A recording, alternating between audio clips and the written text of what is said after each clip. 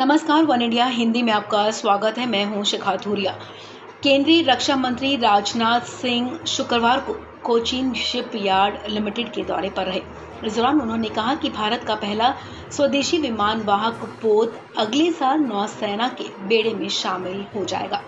IAC के निर्माण कार्य की प्रगति की समीक्षा करने के बाद अपने एक बयान में राजनाथ सिंह ने इसे भारत का गौरव और आत्मनिर्भर भारत का एक बेहतरीन उदाहरण बताया। आईएनएस विक्रांत, जिसे स्वदेशी विमान वाहक पोत 1 या फिर IAC-1 के रूप में भी जाना जाता है, अगले साल नौसेना में शामिल कर लिया जाएगा। राजनाथ सिंह ने कहा कि आईएसी को अगले साल बेड़े में शामिल करना भारत की स्वतंत्रता की 75वीं वर्षगांठ पर एक बड़ा तोहफा होगा।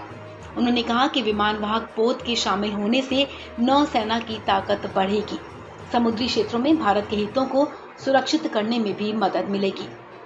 Commissioning of this indigenous aircraft carrier next year will be befitting tribute to the 75 years of India's independence.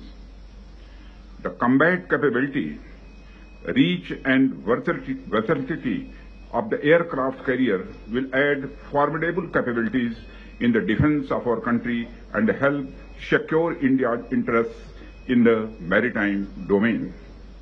Yesterday, I also reviewed Project Seabird at Karwar, which will be the largest naval base of the Indian Navy in future and will provide the facilities and infrastructure to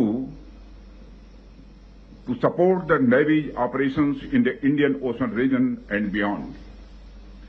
The government is fully committed to a strong Navy, and these two projects are examples of our unwavering focus and our impetus to modernization.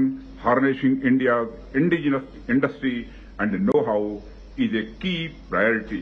आपको बता दें कि रक्षा मंत्री ने Cochin shipyard limited का दौरा किया है, जहां आईएसी का निर्माण किया जा रहा है। अपने बयान में रक्षा मंत्री राजनाथ सिंह ने कहा कि मुझे विश्वास है कि वो दिन दूर नहीं जब इंडियन आर्मी दुनिया की सर्वश्रेष्ठ 3 नौसेनाओं में शामिल होगी। रक्षा मंत्री ने कहा कि अगले साल स्वदेशी लड़ाकू विमान वाहक पोत की शुरुआत आजादी की 75 साल पूरा होने पर सही मायने में एक उपहार होगा। इस युद्ध पोत से देश की रक्षा क्षमता में जबरदस्त वृद्धि होगी। ये समुद्र में भारतीय हितों की सुरक्षा करने में मदद करेगा। उन्होंने कहा कि आधुनिकीकरण के लिए हमारा प्रोत्साहन भारत के स्वदेशी उद्योग और जानकारी का उपयोग करना एक प्रमुख प्राथमिकता है। भारतीय शिपयार्ड में बनाए जा रहे 44 युद्ध पोतों में से 42 इस बात का प्रमाण है।